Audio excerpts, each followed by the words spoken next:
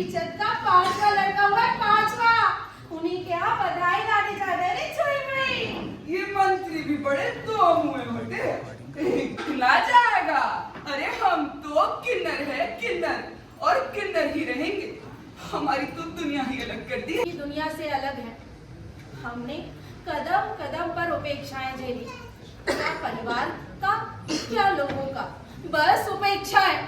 अरे इनको तो क्या है, जब चाहे चले आते हैं वोट लेने। हम तो इनके लिए चाबी वाला खिलौना है ना।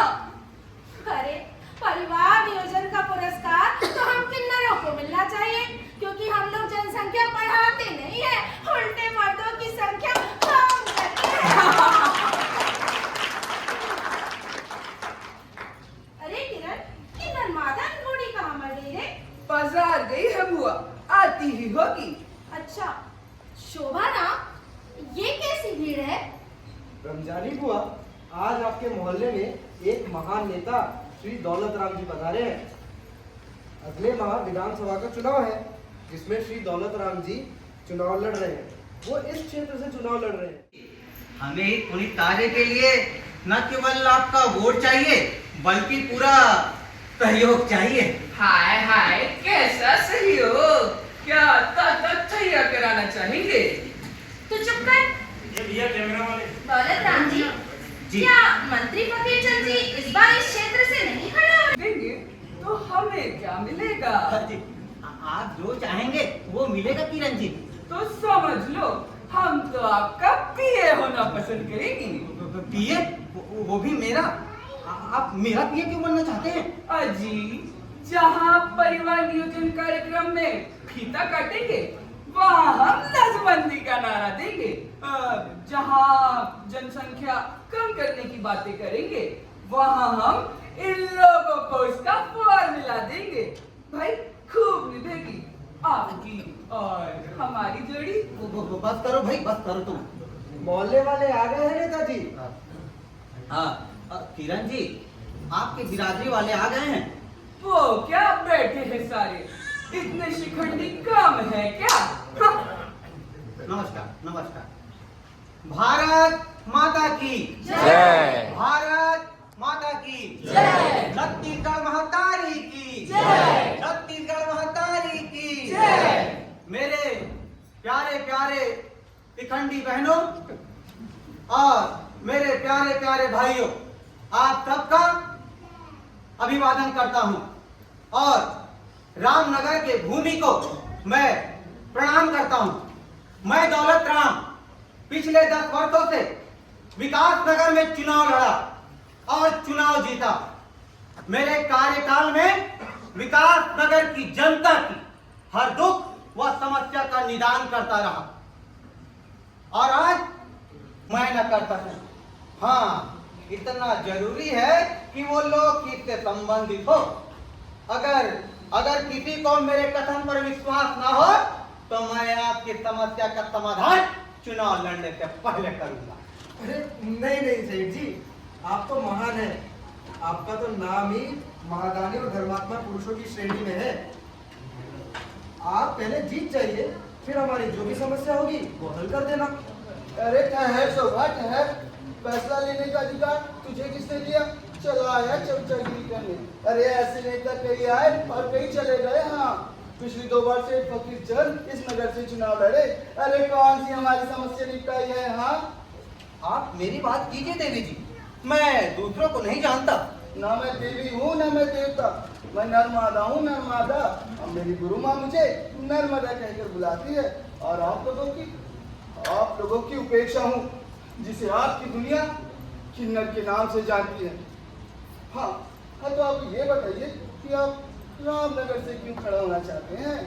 इसलिए कि मैंने पिछले 10 वर्षों तक विकास नगर की सेवा की ठीक से पानी नहीं देता, और मैंने 50 धर्मशाला समुदाय भवन भी बनवाए हैं। सबकी छतें चुकी है, दीवार क्रैक है क्रैक। ओहो, मैंने 20 सहकारी संस्थाएं भी खुलवाए हैं। गरीबों का खून चूस चूस के काले धन से। नहीं, ये सब बकवास की बातें हैं। क्या बकवास है? मेरी कथनी कि तुम्हारी कहनी। अरे हमें कमजोर कहने वालों, असल में कमजोर तो तुम जैसे लोग हो, तुम जैसे। भगवान के लिए चुप हो जाइए देवी जी। मैंने कहा ना, न मैं देवी हूँ न मैं देवता, मैं नर्मादा हूँ, नर्मादा किन्नर। अरे बताइए क्या, बताइए आपकी क्या समस्या है? मेरी समस्या मेरी नहीं, पूरे किन्नर समाज की है। बताइए मैं आपके क्या काम आ सकता हूँ? आपको हमारी समस्या को दूर करने हेतु वचन देना होगा। मैं बिल्कुल तैयार हूँ। मैं हिजड़ा समाज पिजड़ा नहीं, किन्नर कहिए महोदय। माफी चाहता हूँ। मैं वचन देता हूँ कि शिखंडी समाज की जो भी समस्या है उसे दूर करने हेतु जी जान से तैयार रहूंगा। आपको हमारे किन्नर समाज का नेतृत्व करना होगा। क्या नेतृत्व? इसका मतलब क्या मुझे भी आपकी तरह कार्य व्यवहार करना पड़ेगा मातेश्वरी? अरे नहीं, केवल हमारी समस्या के निवारण हेतु समिति का नेतृत्व करना होगा। मुझे मंजूर है। आपको हमारे सदस्यों को सम्मानित धंधे एवं रोजगार दिलाने के लिए शासन से मांग करनी होगी। मंजूर है। हमारे सदस्यों को और हमारी बिरादरी में से किसी एक को राज्यसभा में सदस्य मनोनीत कराने हेतु संघर्ष करना होगा। अब जब इतना कुछ मंजूर कर चुका हूँ तो ये भी मंजूर करता हूँ। मैं हिजड़ों को सॉरी माफी चाहता हूँ। मैं तिखंडियों को राज्यसभा सदस्य मनोनीत करने हेतु जी जान से आंदोलन करूंगा। आज से तिखंडियों की समस्या उनकी नहीं, मेरी समस्या होगी। आज से ये सब मेरे भाई बहन होंगे। सुनो दुनिया वालों, मैं आज इस भरी सभा में ये बता देना चाहती हूँ कि हमारा किन्नर समाज आज से ही नहीं, हम त्रेता में भी थे। जब भगवान श्री राम वनवास के लिए अयोध्या छोड़ रहे थे, तब सभी नर नारी और हम किन्नर भी उनके साथ चल रहे थे। परंतु भगवान जी ने सभी नर नारियों को वापस जाने को कहा और हम ये कहना भूल गए। तो हम उनकी प्रतीक्षा उसी जगह करते रहे और जब भगवान जी वनवास से लौटे तो उन्होंने हमें देखा और हम किन्नरों को यह आशीर्वाद दिया कि तुम किन्नरों का दिया हुआ आशीर्वाद हमेशा फलित होगा। और तब से हमें मांगलिक कार्यों में भी बुलाया जाने लगा।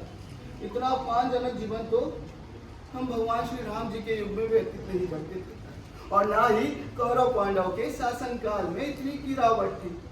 वो तो आज के इस भौतिकवादी युग में दुर्दशा का शिकार है। देश ये ना भूले कि किन्नर केवल हम हैं, किन्नर का अंश हर एक व्यक्ति में है। अरे वसुधैव कुटुंबकम का नारा लगाने वालों, अखंड देश का अलग जगाने वालों, हमारी ओर देख लो। हमें केवल ताली बजाना ही नहीं आता, हमें बहुत कुछ बजाना आता है। हमारा किन्नर समाज श्री दौलत राम जी का इस चुनाव में समर्थन करेगा। धन्यवाद। दौलत भैया जिंदाबाद, जिंदाबाद, दौलत भैया जिंदाबाद, जिंदाबाद। किंतु यदि जीतने के बाद हमारी मांगों पर कोई चर्चा नहीं करेंगे, हमारे लिए कोई आंदोलन नहीं करेंगे, तो 2 माह तक, कितने 2 माह तक आपको हमारे बीच रहना होगा। यही आपकी सजा होगी। अगर आपको ये मंजूर है तो लिखित में देना होगा। लिखित में? हाँ, लिखित में। तभी तो हम दुनिया को ये बता सकेंगे कि आप हम जैसे किन्नरों को इंसान नहीं बना सके। यही समझते हैं ना आप? लेकिन हमने एक पुरुष को किन्नर बनाकर परिवार नियोजन का पुण्य काम कर दिया। हाँ, क्या आपको ये मंजूर है? मंजूर है। मेरा यह जीवन आप लोगों के काम आ जाए, इससे बड़ा परोपकार और क्या हो सकता है? आप लोगों का काम, मेरा काम, और मुझे एमपी बनाना आप सब करता हूँ। दौलत भैया जिंदाबाद, जिंदाबाद, दौलत भैया जिंदाबाद, जिंदाबाद। पता नहीं किन्नर है भी कि नहीं, भगाओ इसे यहाँ से। बस यही आघात तो हमें दुनिया ने दिया है। हमें किन्नर समझते हैं और अपने अंदर नहीं झांकते। भ्रष्टाचार, विभिचार, अनाचार को खत्म करने का साहस तो तुम्हें है नहीं। देश की अखंडता को बचाने का शौर्य तो तुम्हें है नहीं। गिरे हुए को उठाने, गंदगी को मिटाने का दम तो तुम्हें है नहीं। तो तुम कैसे अपने आप को पुरुष कहते हो? हाँ, कैसे अपने आप को पुरुष कहते हो? सही कहती हो बहन, इसीलिए अपने अंदर झांको, असली नामर्द। अरे असली नामर्द तो तुम जैसे लोग हैं। ये नेता जो देश के कर्णधार बनते हैं, क्या किए हैं हमारे लिए? इनकी गंदी राजनीति, स्वार्थपूर्ण सत्ता सोच, क्या क्या कर रहे हैं? अरे ये कमजोर लोग आखिर कर ही क्या सकते हैं? अरे जाओ जाओ, शहीद भगत सिंह के चमचों, चंद्रशेखर आजाद के नकली मुखौटों, जाओ सुभाष चंद्र बोस के नक्कारों, तुम्हारी मर्दानगी का लंगर उठ चुका है। हाँ, आज यदि ये देशभक्त जिंदा होते तो हमारी चित्कार सुनते, हमारा दर्द समझते, हमारी समस्या को सुलझाने का रास्ता खोज लेते। क्या तुम में दम है? नहीं। अरे का पुरुषों, तुम तो लड़ाकों के पीछे खड़े होने वाले और भागने वालों नहीं देती है जो बस दौड़ दौड़ कर इसी चौखट में आते हैं। ये क्या कह रही हो बहन? आहा, अच्छा अब नाता भी लगाने लगी है। अरे मैं तुम्हारे जैसे बेलचों की बहन क्यों बनूं? रिश्तेदारी अपने वालों से कर, मेरा घर बर्बाद करने में तुली हुई है। जुबान संभाल कर बात करते जा, बेलचा तेरा आदमी होगा, हाँ, मुझे ना कहे। तू चाहती क्या है कि मेरा आदमी तेरे जैसा बेलचा हो जाए? तभी तो तू इसके इर्द गिर्द मटकते रहती है।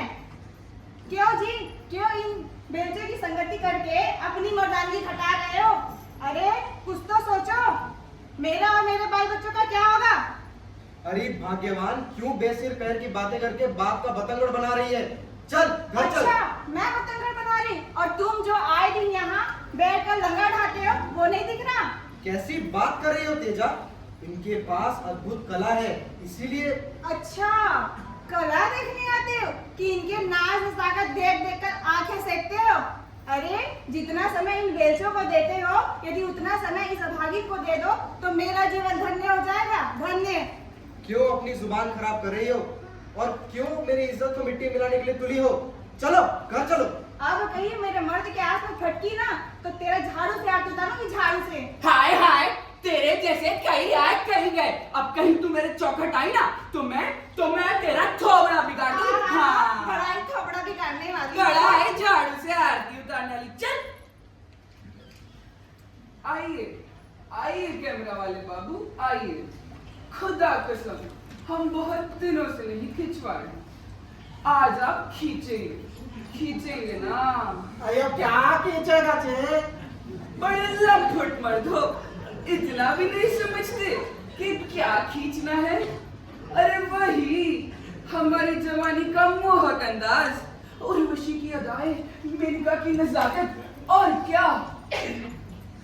अरे यार खींचेगा, अवश्य खींचेगा, पर कुछ नहीं, झट से पकड़कर खींच लो राजा। लोग आ जाएंगे तो सारा मजा किरकिरा हो जाएगा। हाय राजा जल्दी करना। अरे यार ला जे ला।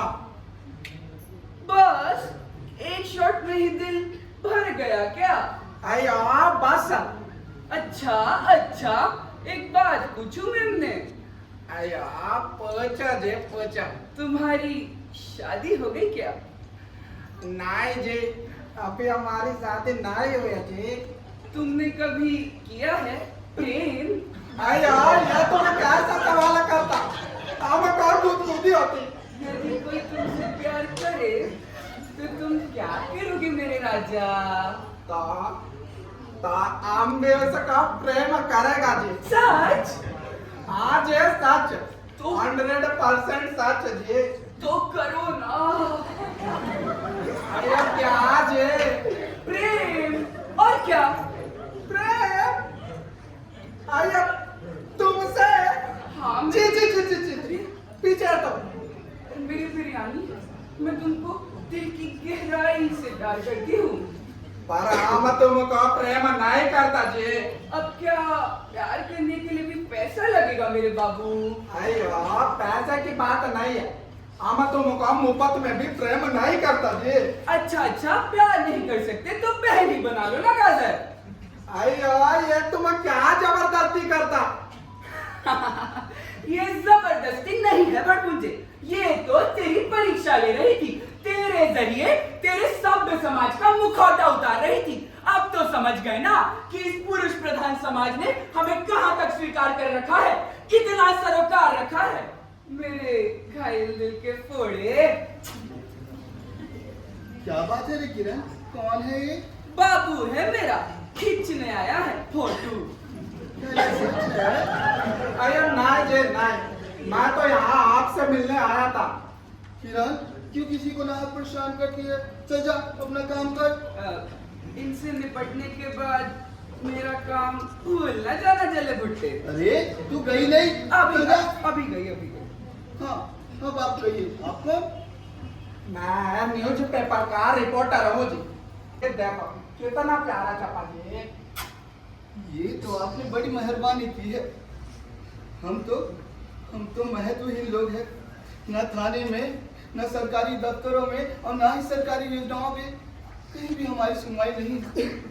यहाँ तक समाचार जगत जो अपने आप को निर्भीक और स्वतंत्र और निष्पक्ष होने का भ्रम बढ़ता है, वो भी कमजोर और पथभ्रष्ट हो गया है। खैर छोड़िए, आप बताइए। मेरे आने का मकसद आपका इंटरव्यू लेना था जी। इंटरव्यू मेरा? अरे इंटरव्यू मेरा क्या लेंगे जनाब, जाइए किसी नेता, अभिनेता, विद्वान या जानी मानी हस्ती का लीजिए। हाँ ऐसे बात नहीं है जी।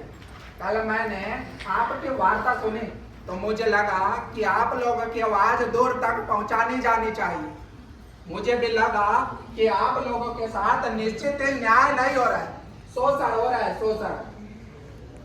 जमाने को लगता है हम तो आधे अधूरे लोग हैं रंगा। पन्ने हैं जहाँ इतिहास लिखा जा रहा था वहाँ समाप्त लिख दिया गया। मैं आपके दुख को समझ रहा हूँ नर्मदा। आप मेरे कुछ सवालों का जवाब दे दीजिए ताकि उसे समाचार जगत से लोगों के दिलों तक पहुंचाया जा सके।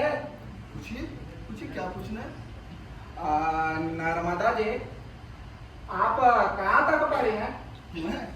मैं 8वीं तक स्कूल पढ़ने के बाद मैट्रिक, फिर बीए प्राइवेट की हूँ। प्राइवेट परीक्षा देने का कोई विशेष कारण? स्कूल में एडमिशन मिलना मुश्किल हो गया और जहाँ मिल भी जाता वहाँ लड़के लड़कियाँ तंग करते, मुझे मनोविनोद का विषय समझकर छेड़छाड़ करते, इसलिए मजबूरन मुझे प्राइवेट पढ़ना पड़ा।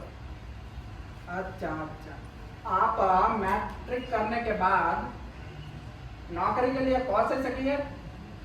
मैंने कोशिश बहुत की, 15-20 बार इंटरव्यू दी, किंतु हर जगह से निराशा ही हाथ लगी। आपका घर के लोगों ने त्यागा कि आप खुद अपना घर छोड़ दिया जी? पिताजी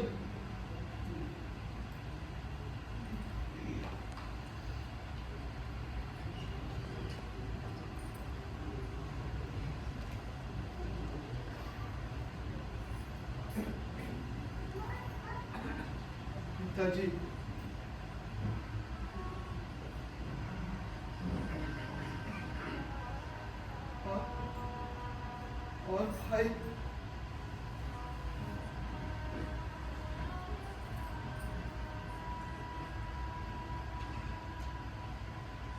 पिताजी और भाइयों की बेचा के कारण मैंने घर छोड़ दिया।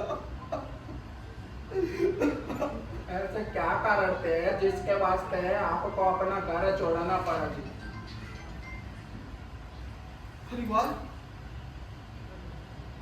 परिवार वालों को मेरे साथ रहने में अपमान महसूस होता था। कोई मेहमान या पिताजी के ऑफिस वाले आ जाते तो मुझे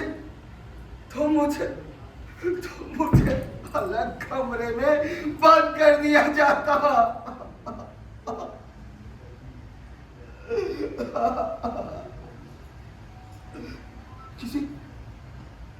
किसी पार्टी या बाजार जाते समय मुझे लेकर नहीं जाते थे। बार बार पर मुझे झिड़कियां भी मिलती। हाँ केवल माँ माँ माँ।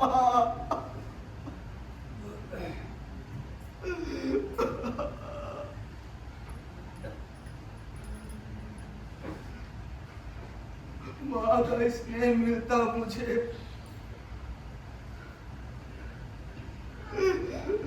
बाकी सबसे नफरत ही मिलती।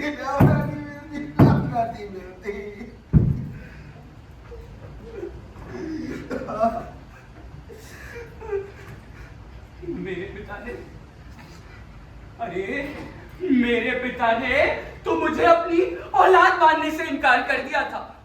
सबकी खुशियों का ख्याल होता, सबकी जरूरतें पूरी होती। एक मेरे नसीबों में बदनसीबी का बवंडर रहता। आखिर क्यों?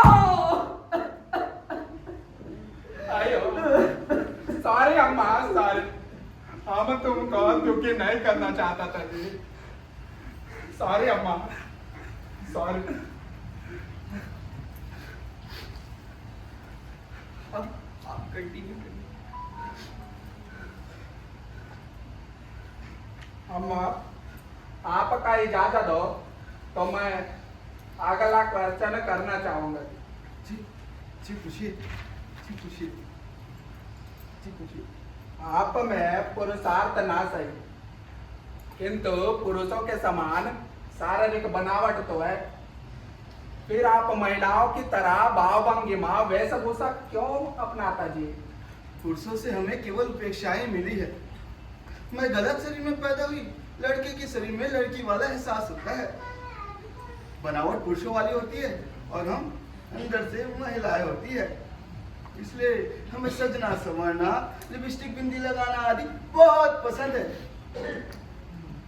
लेकिन उन्होंने हमें बहिष्कृत समझ लिया तो हमें नारी सुलभ गुणों का अपनाना पड़ा। आप अपने परंपरागत धंधे को छोड़कर कोई अन्य प्रगतिशील धंधा क्यों नहीं करता जी? किसी भी जाति का परंपरागत धंधा तभी छूटता है जब दूसरी दिशा में समाज व शासन का सहयोग मिलता है। मतलब शासन के सहयोग से आप अपना परंपरागत धंधा छोड़ देगा या तो आप प्रधानमंत्री क्यों बनना चाहते हैं? अरे यही दो पद तो शक्तिशाली है। इस पद में आने के बाद मैं किन्नर जाति के लोगों को प्रतिष्ठित पदों में रख सकूंगी। हाँ, उनकी सम्मानित व्यवस्था में लगा सकूंगी, उनकी शिक्षा विशेष का व्यवस्था कर सकूंगी और उनको सेना में भर्ती करके सिख रेजिमेंट, गोरखा रेजिमेंट की तरह किन्नर रेजिमेंट भी बनवाऊंगी। हाँ, इससे तो देश के सुरक्षा को खतरा पहुंच सकता है। आपका राजकाज संकट में पड़ सकता है और अराजकता फैल सकती है जी। अराजकता भ्रष्टाचार की आज नहीं है। क्या देश की अखंडता खतरे में नहीं है? अवश्य है। संचालन व सुरक्षा के लिए इसका चरित्र सुधरेगा। हाँ, देखो तुम्हारी ये हरकत तुम्हें बड़ी महंगी पड़ेगी। मैं तुम लोगों को जेल में ठुकवा दूंगा। तुम लोग आगे मत बढ़ना। मैं मानता हूँ मुझसे गलती हो गई। मैं माफी चाहता हूँ। मैं अपनी माँ की कसम खाकर कहता हूँ कि दोबारा ऐसी गलती नहीं करूँगा। मुझे माफ कर दो। देखो आगे मत बढ़ो वरना ठीक नहीं होगा। अरे मुझे कोई बचा लो। अरे मुझे कोई बचाओ। अरे मेरे भारत देश के वीर सपूतों, अरे मेरे भारत माँ के लालो, मुझे बचा लो। अरे मुझे बचा लो भाई, इनसे बचा लो। हमारी नस्ल सुधारने चला था। अरे तुम क्या सुधारोगे? हम सुधारेंगे। अपनी आवाज हम खुद बुलंद करेंगे। बोलो देश भर के शिखंडियों, एक हो। देश भर के शिखंडियों, एक हो।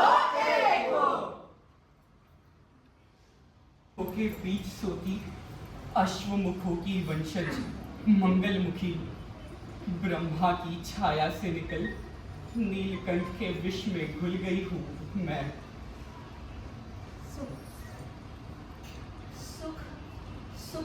दहलीज में दाखिल ना हो सका, पर मैं तुम्हारे हर सुख में शामिल रही हूँ। मैं सारी नदियों का रुख मोड़ दिया जाए तो भी फसल ना हो सकेंगे। ऋतु वसंत का ताज पहना दिया जाए तो भी एक अंकुआ ना फूटेगा। फिर भी इस महासफर में अकेली हूँ मैं। मर्द और औरतों से अटी पड़ी है ये दुनिया। पक्षियों की तरह चुपचाप विदा हो जाना। फिर भी इस दुनिया के हर मेले में शामिल हूँ मैं। किन्नौर से संसद का सफर त्रेता से कलयुग का था। समानता का हक मिलने पर भी अवहेलना की नसें जुड़ी रही।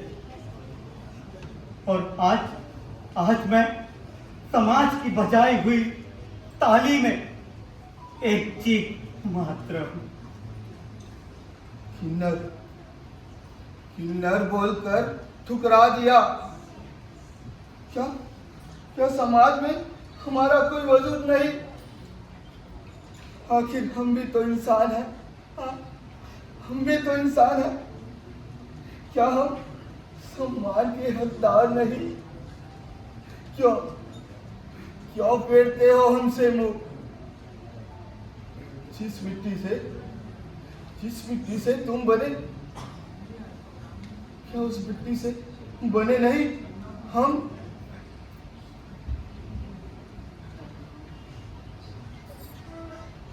हम क्या हैं, क्यों हैं, हमारा क्यों इतना अपमान है?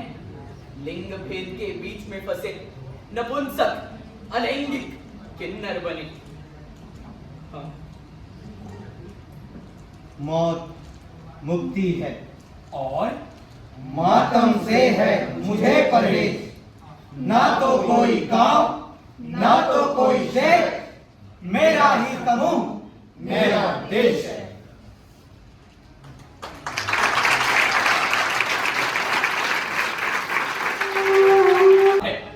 हमने नहीं चुना ये शरीर, नहीं चुना, जो दिया प्रभु ने स्वीकारा है। धैर्य रखा कि अपना ले, हाँ धैर्य रखा कि अपना ले, पर अपनों ने अपना कहाँ माना है? कहाँ माना है अपनों ने अपना? कैसे जिए भूखे हैं। बस यही सच है, कोई बहाना नहीं है। जन्म लिया तिरस्कार में जिए, हाँ जन्म लिया तिरस्कार में जिए, बस यही सच है। समझा यही जीवन है। घर छूटा, परिवार से टूटा, समझा नहीं क्या समीकरण है। ना पाठशाला का पढ़ा, बस तानों की छड़ी खाई है, हाँ तानों की छड़ी खाई है। स्त्री पुरुष के बीच की ये दशा अब तलक नहीं बुझाई है। परंतु हम क्या हैं, क्यों हैं, हमारा क्यों इतना अपमान है? न शिक्षा है, न दीक्षा है, न काया है, न मोह माया है। धन्य शिव शक्ति का स्वरूप, जिनके दैव्य ने देना सिखाया है, हाँ देना सिखाया है दैव्य ने। अब तो दिव्य जनों ने हमारे लिए कानून बनाया है। क्या समाज हमारी व्यथा कथा थोड़ी भी समझ पाया है? नहीं चाहिए देव सामान, ना अलौकिक दिव्यता का सम्मान। देना हो तो दीजिए हमें सम जीवन जीने का अधिकार। माता पिता से प्राप्त परवरिश, सामान्य शिक्षा हो स्वीकार। दिल में आशा है, हमें दिलासा ना दो, बराबर बिठाओ। हम भी इंसान हैं, भावनाएं जिंदा है। तमाशा ना बनाओ तमाशा हमारा।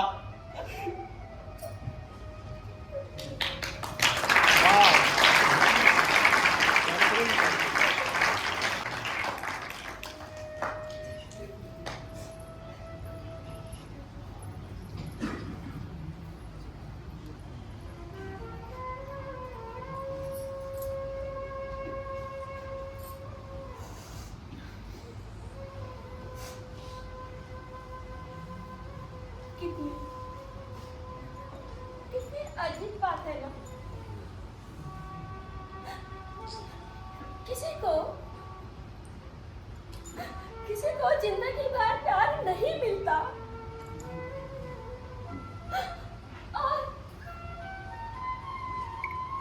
और किसी को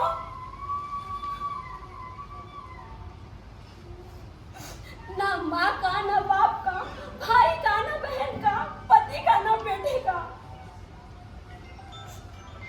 ना ही किसी का साथ।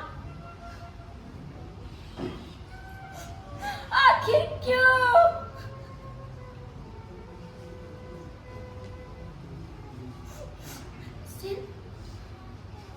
सिर्फ इसलिए कि मैं किन्नर हूँ।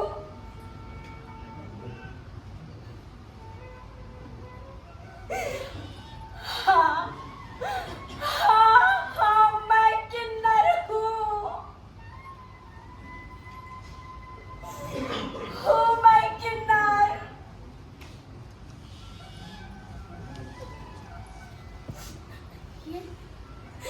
ये जिंदगी है और इस जिंदगी में कोई सोचता नहीं और कोई नहीं सोचता। सपने भी, अपने भी, कोई ये नहीं सोचता।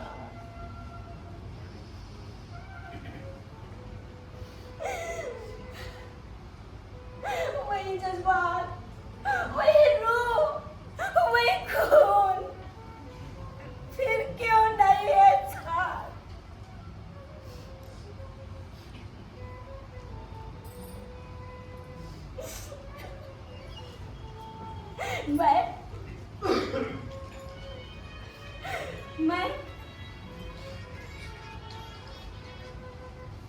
मैं जीऊंगी।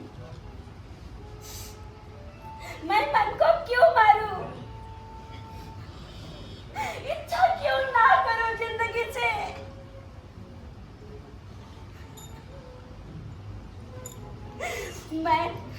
मैं जीऊंगी। हाँ, मैं जीऊंगी।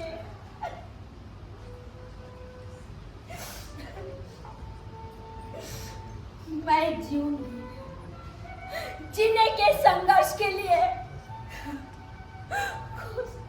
खुश रहने के लिए, हंसने के लिए, अपने अरमानों को पूरा करने के लिए मैं जीऊंगी। हाँ, मैं जीऊंगी। तब तक जब तक मेरी जिंदगी तेरे जैसी नहीं हो जाती, मैं जीऊंगी। हाँ, मैं जीऊंगी।